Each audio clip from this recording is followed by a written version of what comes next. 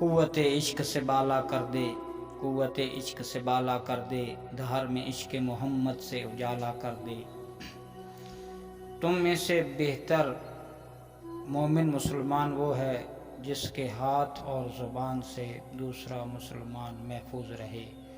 تم میں سے بہترین مومن مسلمان وہ ہے جس کے ہاتھ اور زبان سے دوسرا مومن مسلمان محفوظ رہیں۔ کچھ لوگ جو ہیں اپنے ماتھے کی شکنی کی کسی صورت میں نہیں جانے دیتے۔ اللہ نے اپنے محبوب کو فرمایا، اے محبوب صلی اللہ علیہ وآلہ وسلم، اگر تو ترش رو مزاج ہوتا، ماتھے پہ شکنے ڈالنے والا ہوتا تو اتنے لوگ تیرے گرد کبھی جمع بھی نہ ہوتے۔ یہ تیرے چہرے کا کمال ہے، تیرے رنگ اور انداز زندگی کا حسن ہے کہ لوگ تیرے ارد گرد ہجوم کر کے آئے ہیں۔ حضرت عائشہ رضی اللہ تعالی عنہ فرماتی ہیں کہ ہم نے حضور صلی اللہ علیہ وآلہ وسلم کو کبھی ہنستے نہیں دیکھا کہ حضور کے لہوات نظر آئیں۔ انسان کے حلق کے قریب ایک گوشت کا ٹکڑا ہوتا ہے جس کو ہم اپنی زبان میں کوا کہتے ہیں، ہم نے ساری زندگی ہنستے ہوئے نہیں دیکھا اور لہوات نظر نہیں آئیں۔ یہ حضرت عائشہ روایت کرتی ہیں، گھر میں تو بندہ عموماً ہنس لیا کرتا ہے، لیکن وہ کبھی کہتی ہیں کہ ہم نے کبھی حضور صلی اللہ علیہ وآلہ وسلم کو ہنستے ہوئے نہیں دیکھا۔ دوسری طرف صحابی فرماتے ہیں، ہم نے جتنا مسکراتے ہوئے حضور صلی اللہ علیہ وآلہ وسلم کو دیکھا، کسی اور کو نہیں دیکھا۔ وہ انتہا بھی نہیں، یہاں بھی نہیں، وہاں بھی نہیں، چہرے پہ شکنی بھی نہیں۔ مسکرانے کی جو درمیانی کیفیت اعتدال کی ایسی ہے، جتنا حضور صلی اللہ علیہ وسلم مسکراتے تھے اتنا اور کوئی مسکراتا نہیں تھا۔ جس کی تسکین پہ روتے ہوئے ہنس پڑیں، جس کی تسکین پہ روتے ہوئے ہنس پڑیں، اس تبسم کی عادت پہ لاکھوں سلام۔ یہ درمیان والا راستہ ہے۔ کتب حدیث میں حضور علیہ السلام کے مزاح کا تذکرہ ہے۔ حضور صحابہ سے مزاح فرما لیا کرتے تھے، حضور بھی خوش ہوتے تھے، صحابہ بھی خوش ہوتے تھے۔ ایک خاتون آئی، عرض کیا حضور صلی اللہ علیہ وسلم سے میرے لیے دعا کریں کہ میں جنت میں جاؤں۔ فرمایا بوڑھی عورتیں جنت میں نہیں جا سکتی۔ اس نے کہا حضور میرے لیے دعا کریں۔ فرمایا جا ہی نہیں سکتی۔ اس نے رونا شروع کر دیا۔ حضور مسکرا کے فرمانے لگے، جو بھی جائیں گی جوان ہو کے جائیں گی۔ سبحان اللہ۔ یہ حضور کا مزاح ہے، مزاح بھی اور صداقت بھی اور سچائی بھی، یہ ہے۔ صحابہ نے عرض کی حضور صلی اللہ علیہ وآلہ وسلم آپ ہم سے مسکراتے ہیں؟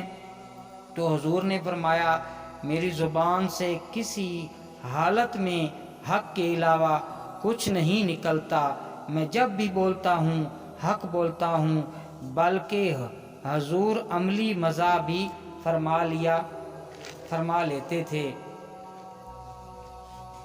حضور کے ایک صحابی ہیں اور دیہات کا رہنے والا تھا اور پنڈ سے آتا تھا اور مدینے میں آ کے گھاس بیچتا تھا، اور جو پیسے کماتا اس کی چیزیں لے جاتا، پھر گاؤں لے جاتا اور ان کو بیچتا، دوری یعنی ڈبل کمائی کرتا۔ وہاں گھاس کاٹ کے لے جاتا، یہاں بیچتا، پیسے کماتا، وہاں سے مل جاتے، پھر یہاں سے شہر کا سودا خریدتا اور جا کے اپنے گاؤں میں فروخت کرتا۔ اور حضور اس سے بڑا پیار کرتے تھے، فرمایا کرتے تھے یہ ہمارا دیہات ہے، ہم اس کے شہر ہیں۔ ایک دن وہ بازار میں بیٹھ کے گھاس بیچ رہا تھا، حضور تشریف فرما ہوئے، دیکھا کہ ظاہر بیٹھا ہوا ہے، نام ظاہر تھا۔ اس کو آقا کریم نے جب دیکھا نہ تھا تو حضور پیچھے سے جا کے اس کی کولی بھر لی۔ کولی بھرنا کیا ہوتا ہے کہ چپکے سے جا کے کسی کی آنکھوں پہ ہاتھ رکھ لو۔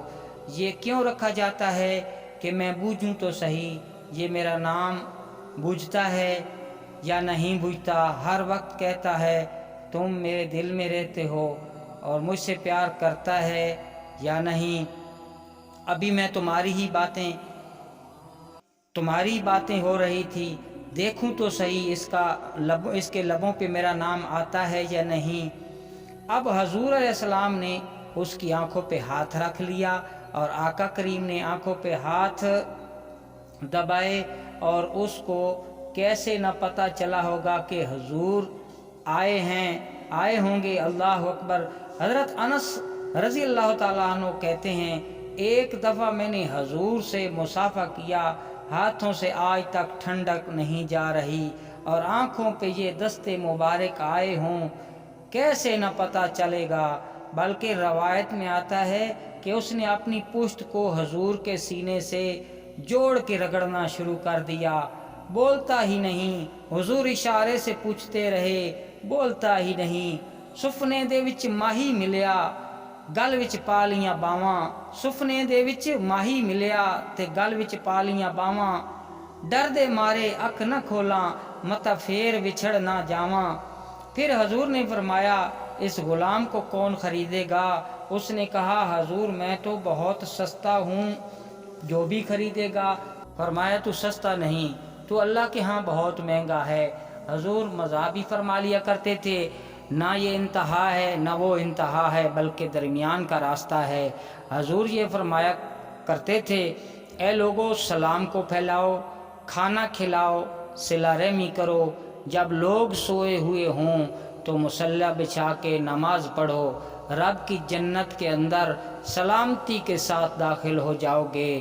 یہ حضور نے جنت میں داخل ہونے کا نصاب دیا۔ سلام پھیلاؤ، ایک دوسرے کی خیرخواہی کرو، السلام علیکم کے کلچر کو فروغ دو، خلوص دل سے اپنے مومن بھائی کو سلامتی کی ضمانت دو۔ ہم جب کسی کو کہتے ہیں السلام علیکم تو اس کو اپنی جانب سے ضمانت دے رہے ہوتے ہیں، میرے بھائی میری جانب سے بے فکر ہو جا، تیری عزت تیری آبرو تیرا مال میری جانب سے محفوظ ہے۔ اور وہ جواباً کہتا ہے وعلیکم السلام، اگر تیرے جذبات میرے لیے یہ ہیں میری طرف سے تیری عزت بھی محفوظ، تیری آبرو بھی محفوظ، تیرا مال بھی محفوظ، تو یہ ایک دوسرے کو ہم ضمانت دیتے ہیں۔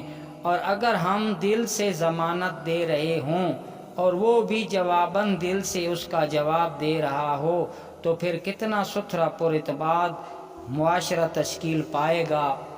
میں کہوں السلام علیکم، آپ میری جانب سے بے فکر ہو جائیں، میں کبھی بھی آپ کی آبرو پہ حملہ آور نہیں ہوں گا، میں کبھی بھی آپ کے مال پر حملہ آور نہیں ہوں گا، میں کبھی بھی آپ کی جان پر حملہ آور نہیں ہوں گا۔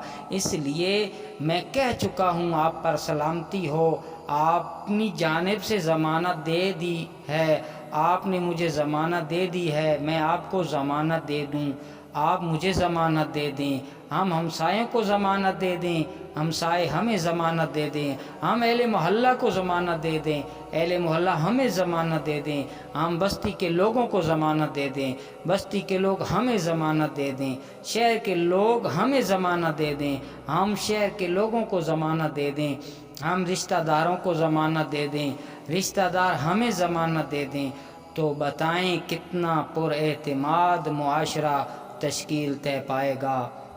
ایک شخص کو سزائے موت ہو گئی، اس سے پوچھا گیا زندگی کی آخری آرزو کیا ہے؟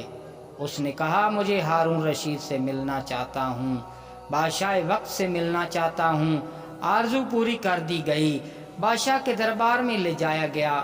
وہ مجرم سزائے موت کا قیدی جب دربار میں داخل ہوا تو اس نے بلند آواز سے کہا السلام علیکم۔ بادشاہ تخت پر بیٹھا تھا، اس نے کہا وعلیکم السلام۔